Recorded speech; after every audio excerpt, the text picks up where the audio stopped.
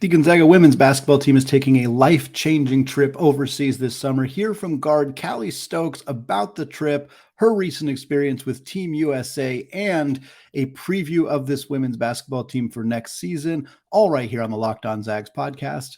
Don't go away. You are Locked On Zags, your daily podcast on the Gonzaga Bulldogs.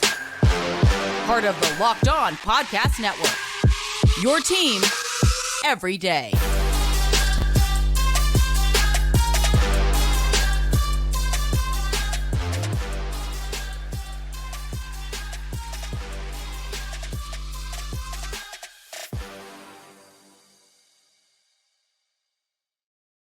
What is going on, y'all? Welcome to the Locked On Zags podcast, part of the Locked On Podcast Network, your team every day. I'm your host and longtime Gonzaga podcaster, Andy Patton, here to give you daily reports through another season of Gonzaga athletics. Well, I'm thrilled to be joined today by Calli Stokes. Calli was a redshirt freshman for Lisa Fortier's team last year, appeared in 30 games for the Zags. Calli, thank you so much for taking the time to come on the show. I really appreciate it. Thanks for having me. Happy to be here. Well, I want to start by talking about this 3-on-3 tournament that happened in Colorado Springs earlier this month. I think it was early May. 3-on-3 tournament with a bunch of other women's basketball programs were there. Duke was there. Creighton was there. Tennessee was there. Utah, Ole Miss. I know I'm forgetting a few others, but what was it kind of like getting the opportunity to play with, obviously, your teammates was yourself. Yvonne Ejim was there. Liza Hollingsworth was there. And Esther Little was there. Is that right? Was that the group? Yeah. Brynna was there, right? It was me, Yvonne, Brynna, and Esther. That's right. Yes. Okay. So the four of you were out there. What was it like getting the opportunity to play like basically Division I basketball against Division I teams, against players you all had played before, but in a obviously condensed setting, a 3-on-3 setting, smaller court, smaller time, all that stuff? How was that adjustment? Yeah, it was such a cool experience from top to bottom. Just to be able to go and compete in this thing, it was awesome. And you hear these big school names. I mean, Tennessee, Duke, just powerhouse programs, and just the opportunity to play against them. It was awesome. And I feel like us four that were able to go, I feel like as each game happened, we got so much better. And 3-on-3 it's a very different game than 5-on-5. So just the whole experience, to be able to do that. And against the people that we played against, it was really cool. Yeah. I'm curious about that difference too, because like it's basically a different game of basketball. Like having played 3-on-3 and 5-on-5, like there's so much different nuance to strategy and like figuring out how to get your teammates the ball and positions to score and stuff. And there's less fast breaks and everything. Like how as you went on and played more and more games, did you start to feel more comfortable in that setting? Did you kind of start to see things that maybe could translate onto the court next year in a 5-on-5 setting? Like, how do you feel like it helped you and your teammates maybe grow as 5-on-5 teammates? Because that's ultimately what you're going to be, next season. That's a great question. Yeah, it's so much faster. It's 12 seconds, I think, is the shot clock for it. Yeah. And half that time sometimes is taking out the ball. So you got to make quick reads, and it's not a whole lot of set plays. It's really maybe a ball screen or two and just making a read out of it. So I think that's so transferable because in the 5-on-5 setting, of course, you'll have more set plays, but just making those quick reads that we practice during a 3-on-3 because you really don't have that much time to do anything else. I was going to say, I can envision a situation where there's a shot clock breakdown and you got 10 seconds left. And if you and Brynna are on the floor together or something, you kind of have a set play already in mind or something. Totally. Yeah. 100%. That's exactly what it is. It's very transferable. And I wish that we would do more 3-on-3 stuff just because I think it's a great way to break down different things and just making quick reads out of it. I was a huge fan of the 3-on-3 style. What was just the experience getting to, be in a different place? Obviously you're still playing Division I basketball, or at least against Division I basketball opponents, but you're wearing USA on your shirt. Like, it's just a very different kind of experience at the Team USA facilities. Like, did it kind of meet your expectations was going in? Did you kind of know what it was going to be like? I had no idea. Yeah. I'd never done anything affiliated with USA before. And so just like, when I heard that we were going to be able to get the opportunity to go and play in Colorado Springs, I was like, I'm in, So yeah, I had no clue what it was going to be like, but I mean, the people there were super nice. Everything about it was a really good experience. And we're in USA. I mean, I know that it's not a big deal for everybody, but for me, just like to be able to put that on, it was really cool. Well, there is nothing quite like getting a chance to travel across the world with your teammates. And Calli tells us about the trip and what they know so far, coming up after a word from today's sponsor, Bird Dogs. Let me tell you about our brand new sponsor, Bird Dogs. As we move into the summer and short season, I got a couple of pairs of Bird Dogs for the very first time. And I usually don't really care about wearing shorts. I wear basketball shorts, golf shorts, doesn't really matter. But I really look forward to the days where I get to wear the Bird Dogs because I love the way they fit. I feel great wearing them. They're stretchy, they're comfortable, they're more comfortable than any other pair of shorts or pants that I've worn in the past, and they work in all sorts of environments. I can wear it to the pool. I can wear it out on a date with my wife. I can wear it golfing. I can wear it around the house. Anywhere that I want to wear them, they are comfortable and practical and logical, and they are very cooling. It gets really hot in this room when I'm recording podcasts, sometimes 2 or 3 of them in a row, and having the comfortable liner on the inside makes me feel cooler and allows me to focus on what I'm doing. So if you want to feel the same, go to birddogs.com/lockedoncollege, and when you enter the promo code LOCKEDONCollege, they'll throw in a free Bird Dogs custom Yeti style tumbler with every single order. Bird Dogs, a proud sponsor of the Locked On Podcast Network. All right, segment 2, Stoney Patton's still locked on Zags, and we're going to hear more from Calli Stokes on the women's basketball team about their trip overseas. We got more fantastic stuff coming your way next week on Locked On Zags as well. We're going to continue to monitor the NBA draft process, what's going on with Drew Timme, Julian Strother, of course, what's also going on with Anton Watson and Malachi Smith as we await announcements from them. We'll keep you updated on the transfer portal as well.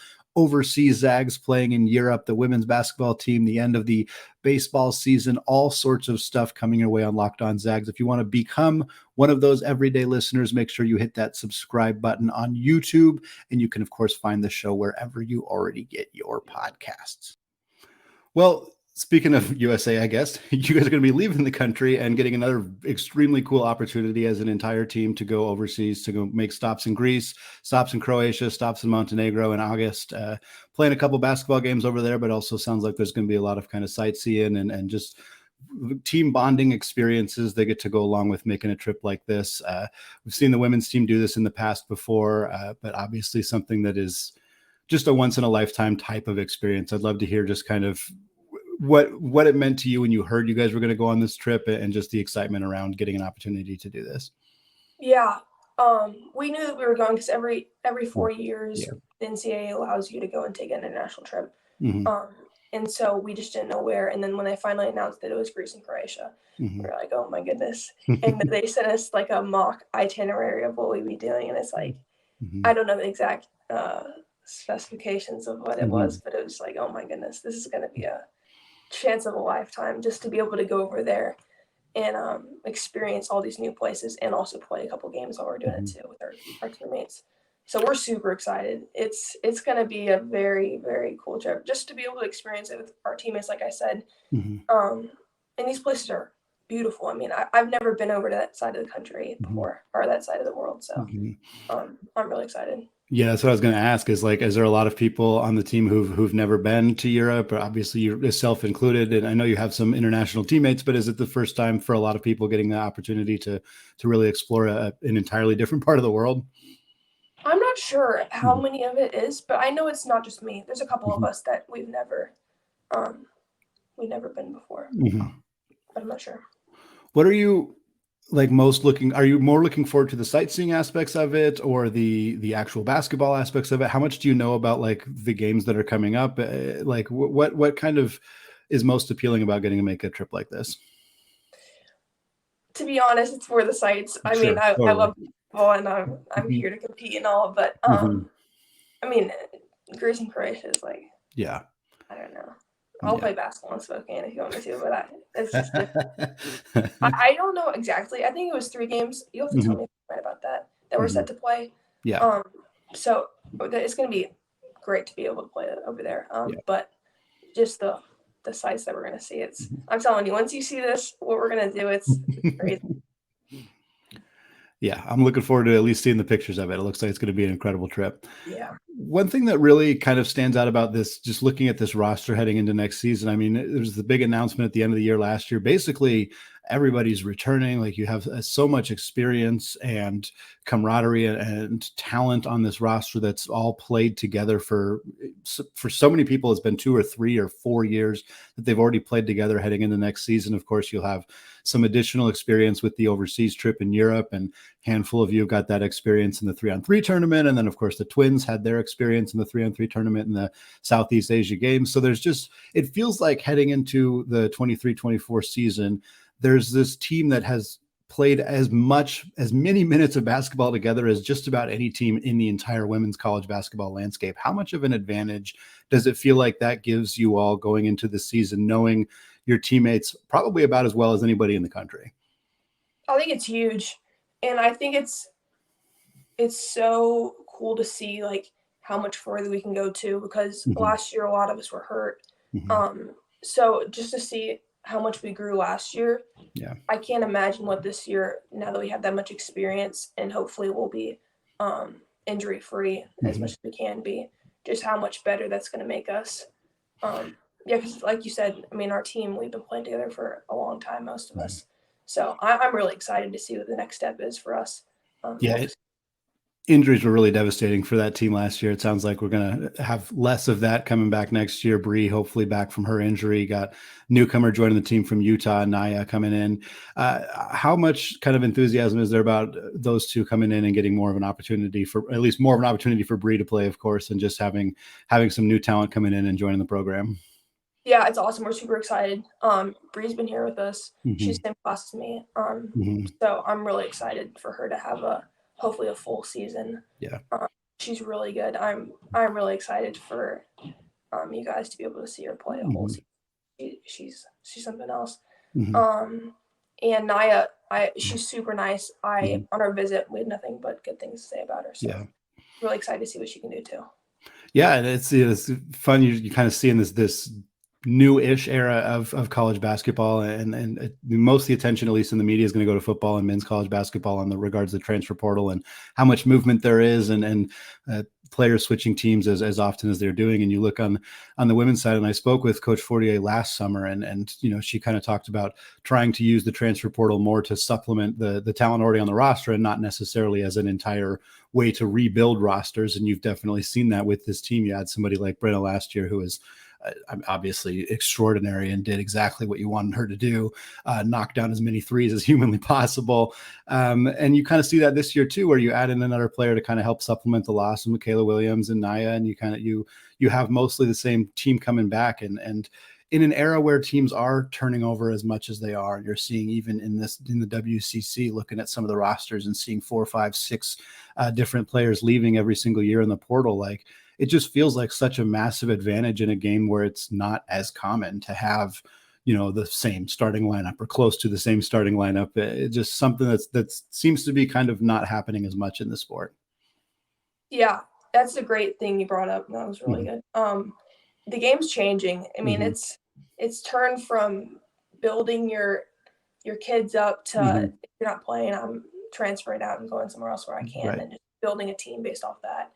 So I'm not going to knock those that do, because I have no place to say that. But I think it's really cool what we're doing here, where we're keeping our guys, or trying to keep our guys, and then just bringing in a couple pieces to help us along the way.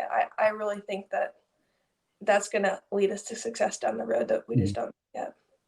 Yeah, looking ahead to the WCC, again, obviously a lot of rosters have turned over, but you lose BYU as a quality opponent every single year, kind of the biggest rivalry that we kind of see, at least on the outside building in the women's side of the WCC. They, of course, move on to the Big 12 and aren't going to be around anymore. How much of a kind of a loss does that feel like, just in terms of the competition level in the conference year in and year out? It's a tough blow for us, because in terms of seeding for the end, that's one of our games that we usually, for our net rankings, that's usually a top net team. So that helps with our end of year seeding to hopefully get a better spot. So not having them in our conference anymore, definitely that kind of takes that away from us. So that was kind of a technical standpoint. low for us, but just, I mean, I'm sure that the WCC is going to bring somebody in, or that we'll do out of conference stuff. Yeah.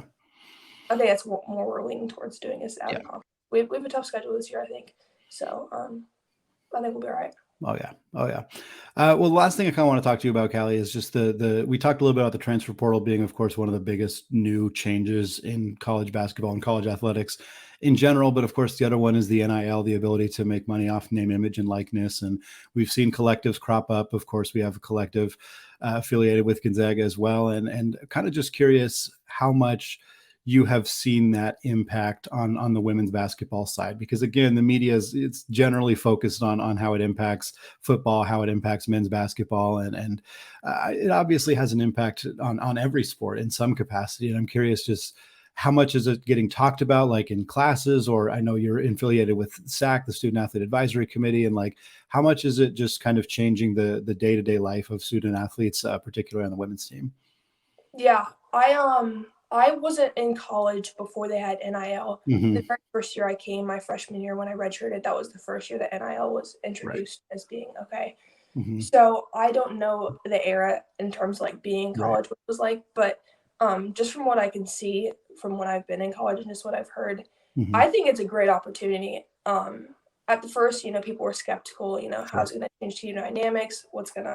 There's so many unknowns that we don't know, but I really think it's a great opportunity for women in sports to make money off of what they're doing. I mean, you see Angel Reese, one of the top, Haley Van Lith. I mean, there's so many names of women that are making money in the industry. And I think it's great that they're able to do that. And our team, we've gotten some opportunities too. So hopefully those keep coming, because I think it's important to be able to support those as long as it is in the right way. And I think that it's been, in general, a positive more than a negative from what I've seen.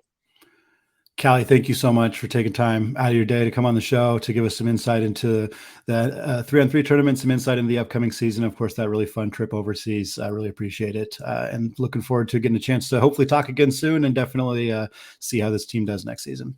Yeah, thanks so much for having me. Go Zags. Go Zags. All right, that is going to do it for us today. Thanks again to Calli for jumping onto the show. Very much appreciated. I hope you all have a fantastic weekend, Zag fans. Happy Memorial Day to those of you who are celebrating out this weekend. Stay safe, have fun. Looking forward to coming back next week with more continued updates on the NBA draft process for our guys, Drew Timme and Julian Strother, as well as announcements coming soon from Anton Watson and Malachi Smith about whether they are going to be back in a Gonzaga uniform next year or not. We will continue to keep you updated on that stuff as it continues to come along. More on the transfer portal as well, and everything else going on with this school, university, college basketball as well. All of that right here on the Locked On Zags podcast, available wherever you get your podcasts, available on YouTube as well. Go hit that subscribe button if you have not done so yet. You can also subscribe to the Locked On College Basketball podcast. We are really close to hitting our goal of 1,000 subscribers. So if you have not done so yet, just go search Locked On College Basketball on YouTube, hit that big red subscribe button. It is very much appreciated. All right. Thank you all for listening. Have a fantastic weekend. And as Calli said to close out the interview, go Zags.